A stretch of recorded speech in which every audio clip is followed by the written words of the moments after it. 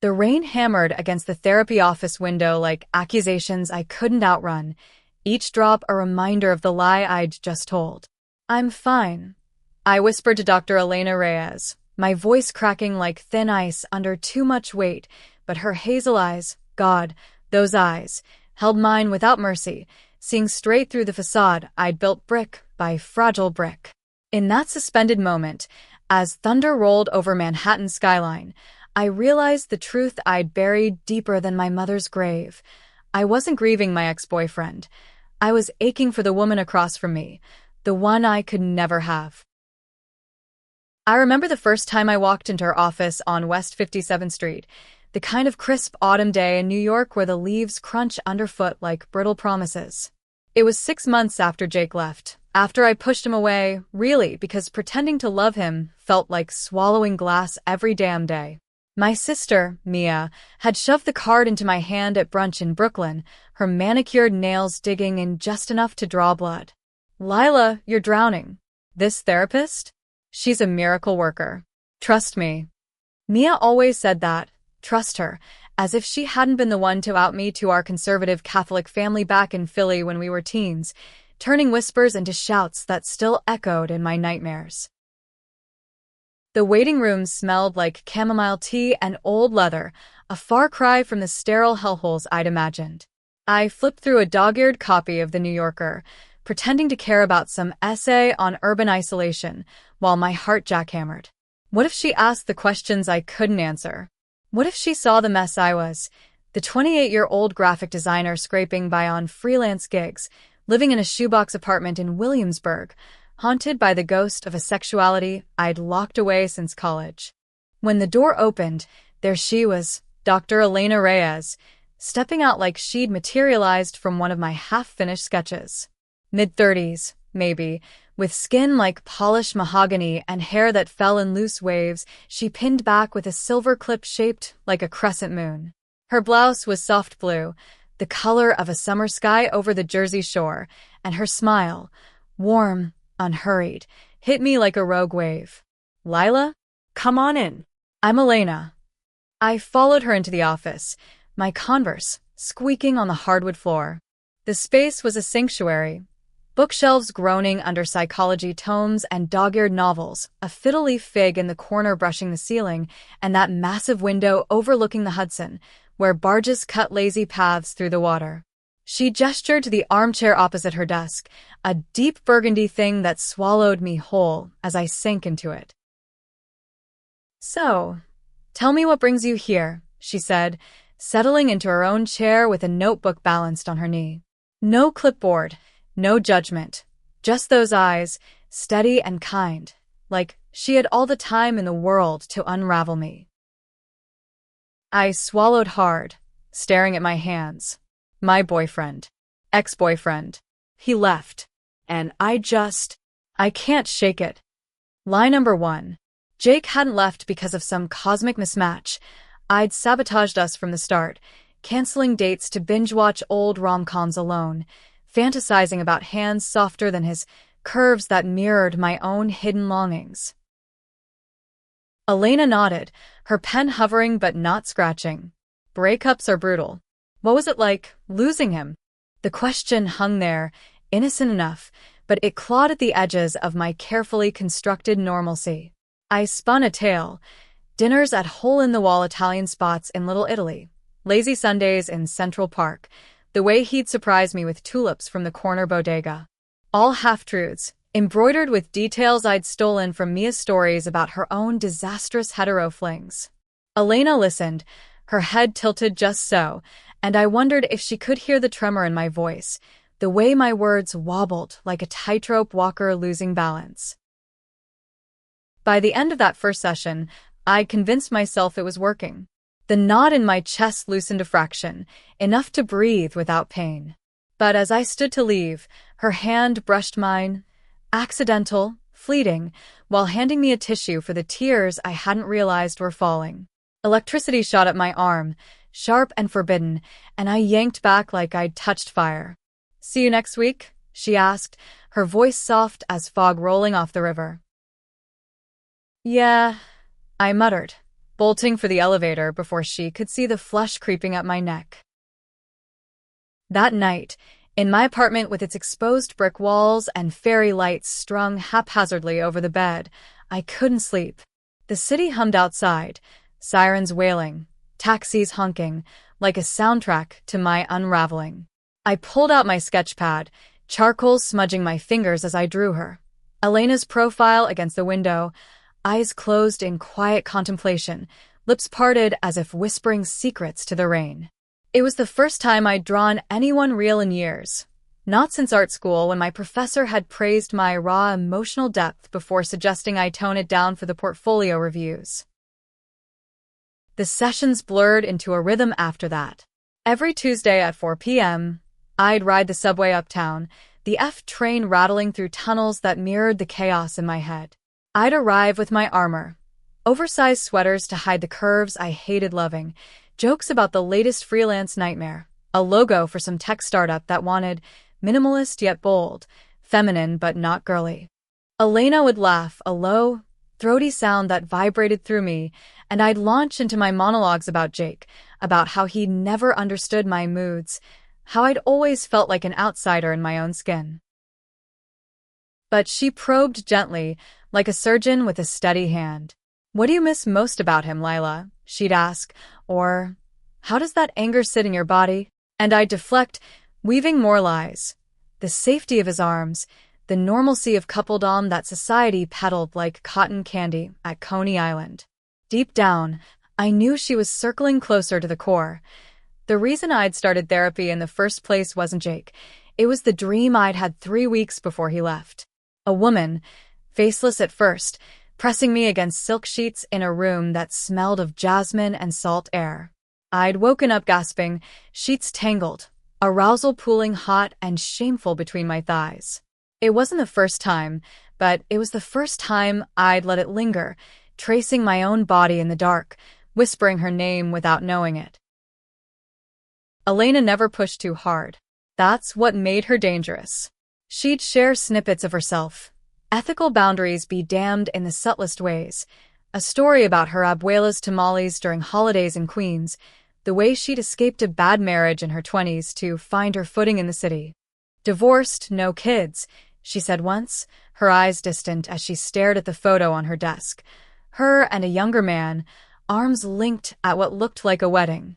"We grew apart. It's okay to outgrow people, Lila. Even loves. Outgrow loves." The words lodged in my throat like thorns. What if the love I'd outgrown wasn't Jake's, but the lie I'd told myself since high school, when I'd kiss boys in the bleachers after pep rallies, all while stealing glances at Sarah Jenkins, the soccer captain with her ponytail swinging like a pendulum of temptation. One session, midway through November, the air crisp with the promise of Thanksgiving, she caught me off guard. I'd been rambling about family dinners back home, how Dad would carve the turkey with military precision, Mom doling out passive-aggressive compliments about my artistic phase, when Elena set her notebook aside. "Lila, I notice you light up when you talk about your sister. But with your parents, it's like you're holding your breath. What's the wait there?" My pulse thundered. The room felt smaller, the ficus leaves rustling like whispers. "They're just traditional, you know, church every Sunday, the whole American dream package." Lie number 57 or thereabouts. Traditional didn't cover the hellfire sermons about unnatural affections, the way Dad's face had twisted when Mia came out, calling her a phase, a rebellion against his G.I. Joe legacy. Elena's gaze softened, but there was steel beneath it. "And you? Where do you fit in that dream?" I laughed, too sharp, too brittle. "Me? I'm the square peg. Always have been." She leaned forward, elbows on knees, and for a heartbeat, I imagined closing the distance, tasting the mint on her breath from the gum she'd chewed between clients. "Square pegs make the best stories, Lila. But they can't carve out space if they're too afraid to swing the hammer." I left that day with her words echoing. The subway ride home, a blur of fluorescent lights and strangers' stares. In my apartment, I stripped down to my underwear, standing before the full-length mirror propped against the wall. My body, soft hips, small breasts, the faint scar from appendix surgery at 16, stared back, a map of secrets. I traced my collarbone, imagining her fingers instead, and the ache bloomed fierce, undeniable. That night, I Googled her, Dr. Elena Reyes, Columbia PhD, featured in a Psychology Today article on navigating identity in urban therapy. There was a photo, her at a conference, laughing with colleagues, radiant. I saved it to my phone, hid it in a folder labeled Inspo, and cried myself to sleep. Winter crept in like an uninvited guest, blanketing the city in gray slush and holiday lights that mocked my solitude. Mia dragged me to the Macy's Thanksgiving Day parade, her arm linked through mine as balloons bobbed overhead like fever dreams. "You're looking better, Lil. Therapy magic," she teased, popping a chestnut from a street vendor into her mouth. I shrugged, forcing a grin. Something like that. But inside, the sessions had become my lifeline and my torment. Elena's questions grew sharper, peeling back layers I hadn't known were there. We talk about my art, how I'd abandoned oils for digital after a gallery rejection that felt like personal failure.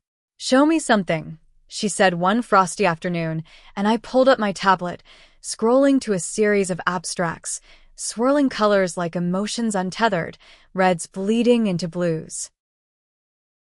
"These are beautiful," she murmured, zooming in on one, a vortex of lavender and gold. Raw. Honest. "Why hide this from the world?" "Because honest gets you hurt," I blurted, the words escaping before I could cage them. Our eyes locked, and in that charged silence, the air thickened with what-ifs. Her hand rested on the desk, inches from mine, and I swear I felt the heat of it, pulling me under.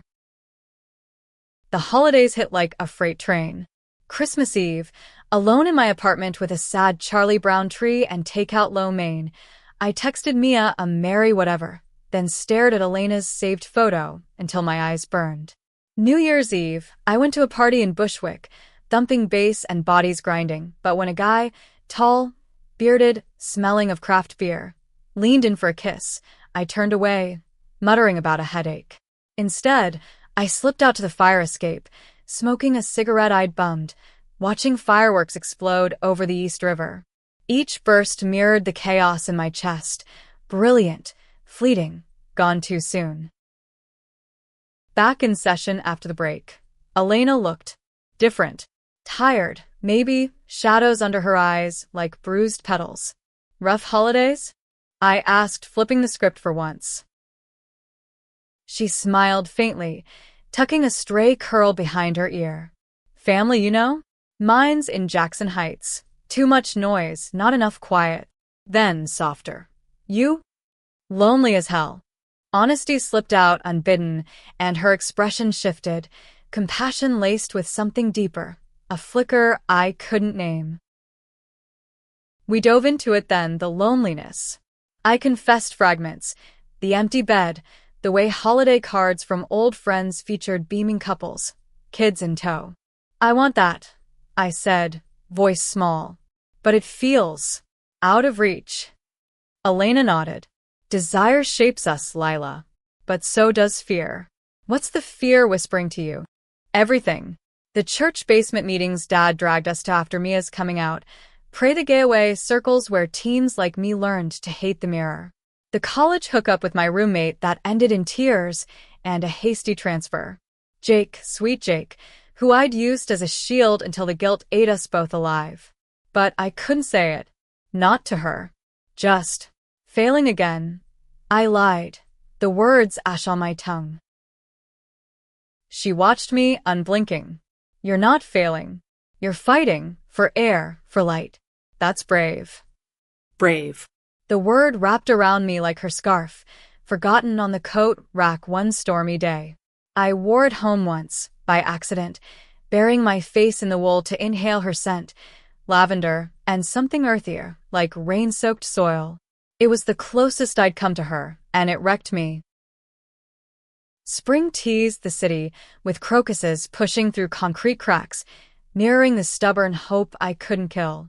Sessions stretched longer, We'd linger over tea from her electric kettle, discussing everything from Rothko's color fields to the latest scandals in the art world. Boundaries blurred, not with grand gestures, but in the small things. Her hand on my shoulder as I cried over a rejected pitch, my laugh echoing when she confessed her secret addiction to bad reality TV. One April evening, as cherry blossoms rained petals onto the streets below, the dam cracked. I'd arrived late, flustered from a client call that went south, my sketchbook clutched like a shield. "Sorry," I gasped, collapsing into the chair. "Day from hell." Elena poured water for tea, her movements graceful. "Breathe. Tell me." And I did, spilling about the designer who called my work too emotional, too feminine for their edgy brand. "Like feelings are a flaw," I snarled, tears hot on my cheeks. She knelt before me then, against every rule in her oath, tissue in hand. "Feelings aren't flaws, Lila. They're your superpower." Her thumb brushed my cheek, wiping a stray tear, and time fractured. Her touch lingered, warm and electric, her breath mingling with mine. I could have leaned in, bridged the gap with a kiss that would shatter us both. Instead, I pulled back, heart slamming. I should go." She rose slowly, regret shadowing her features. "Lila." No. I'm paying you to fix me, not." The words died, but the truth screamed silently. "Not fall for you." Outside, the blossoms mocked me, pink confetti on the wind. I walked the length of the High Line, the elevated park a ribbon of green above the chaos, until my legs gave out on a bench overlooking the Hudson. The water churned, dark and restless, echoing the storm inside. What was I doing? She was my therapist, professional, untouchable. Yet every session left me hungrier, the lies tasting more bitter. I skipped the next appointment, then the one after, burying myself in work. A mural commission for a queer bookstore in the village, ironically enough. Irony or fate? The owner, a silver-haired dyke named Frankie with tattoos snaking up her arms, saw right through me. "Kid, you paint like you're screaming." "What's the story?" "Complicated." I evaded, blending violets into the canvas until my hands cramped. Frankie chuckled, handing me a beer after hours. "Life's a bitch that way. But art doesn't lie." She didn't know how wrong she was. That night, brush in hand, I painted Elena, not abstract, but real. Her profile in the lamplight, eyes closed, lips curved in that knowing smile.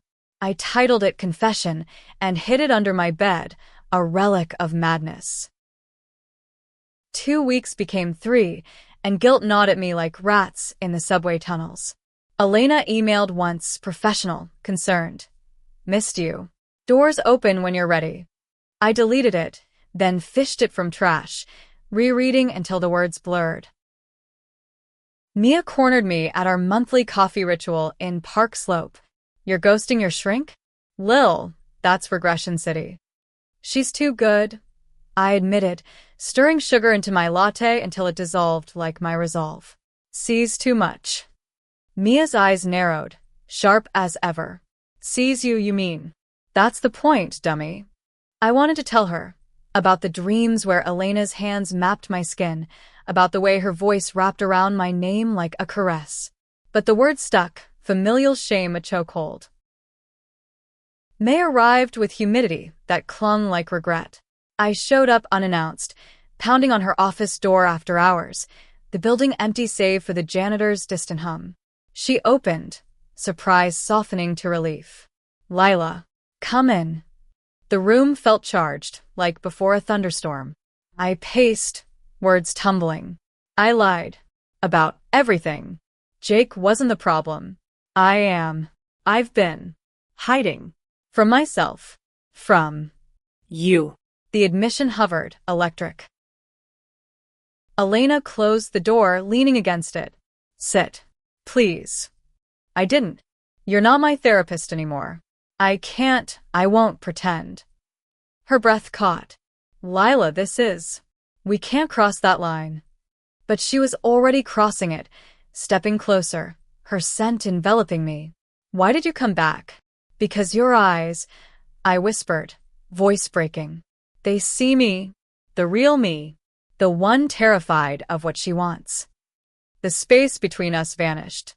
Her hand cupped my face, thumb tracing my jaw, and I shattered, leaning in, lips meeting hers in a kiss that tasted of salt and salvation.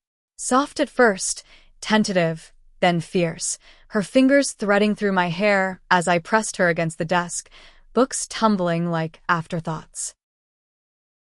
We broke apart gasping, foreheads touching. "This is wrong," she murmured, but her eyes said otherwise, dark with the same hunger I'd hidden for months. "Feels right," I countered, stealing another kiss, slower, savoring the curve of her mouth. That night, we didn't go further. "Boundaries," she insisted, voice husky. "Dinner." Tomorrow. Neutral ground. No more sessions. I nodded, floating home on subway rails that sang of possibility. My apartment felt alive, walls breathing with color. I pulled out the hidden painting, propped it on the windowsill, and let the city lights dance across it.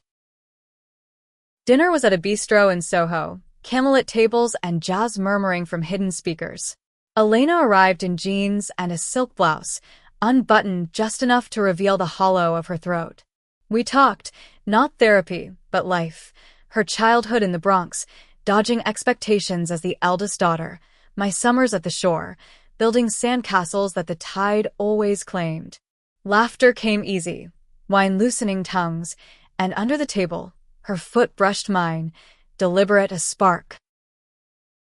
By dessert, tiramisu shared from one spoon, the tension simmered to a boil. "My place?" she asked, eyes gleaming. We barely made it through her door in Chelsea, a loft with exposed beams and canvases stacked against walls. She painted too, abstracts fierce as her spirit. Clothes shed like old skins, we tumbled to her bed, bodies aligning in a rhythm I'd only dreamed. Her touch was reverent, exploring freckles and scars with lips that whispered affirmations. Beautiful. Brave. Mine. Dawn found us tangled in sheets, her head on my chest, heartbeat syncing with mine. "What now?" I asked, fingers tracing her spine. She lifted her head, smiling that moonlit smile. "Now, we build. Truth by truth." But truth has teeth. A week later, over brunch in the West Village, avocado toast and mimosas under striped umbrellas, Mia dropped the bomb. "Heard from a friend of a friend. Your therapist? She's got ethics complaints. Crossing lines with clients." My stomach plummeted. What? "No." Mia gripped my hand. "Lil, if it's you, be careful. Power dynamics, all that shit. It can blow up." I laughed it off, but doubt seeded. That night, Elena confessed over phone, a past indiscretion, years ago, with a client who'd spiraled after. "I swore never again. Until you weren't a client anymore." "Was I ever?" I teased, but the fear lingered. Summer scorched the city, heat waves turning sidewalks to griddles. Our romance bloomed in stolen moments, picnics in Prospect Park, her sketching me napping under oaks, midnight swims in the Hudson from a private dock she knew, bodies slick and laughing. But shadows crept, her ex-husband's surprise visit, all charm and veiled accusations. "Heard you're seeing someone. A patient." She shut him down, but his words poisoned the air. My family, too, a call from Mom, voice syrupy. "When are you bringing that nice boy around?" Jake seemed steady. I hung up, slamming the door on old ghosts. Elena held me through the rage, but whispered, "We need to go slow. For us." Slow became impossible. August brought a gallery show for my mural series. Frankie pulled strings, and suddenly I was Lila the artist, name in lights at a loft in Tribeca. Elena came, radiant in red, toasting me with champagne flutes that clinked like promises. In the crowd, amid air kisses and critiques, she pulled me into a storage room, kissing me against crates of wine, dress hiking up as hands roamed. "This is us," she breathed, unapologetic. But apologies came swift. The next morning, a letter from the licensing board, anonymous tip about inappropriate relations. Elena's face drained of color as she read it aloud, voice steady but eyes wild. "It's him. Or someone. God, Lila." Panic clawed me. "We'll fight it." She shook her head. "I can't. Not if it hurts you." The fight fractured us. She pulled back, canceled dates, texts gone cold. I pounded on her door one humid night, rain sheeting down like judgment. "Don't do this. Don't let them win." She opened, drenched in sorrow. "I'm protecting you. From me. From this mess." "You're a coward," I yelled, the word a knife.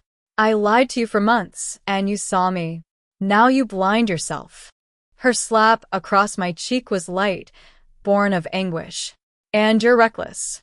This could end my career. Your heart."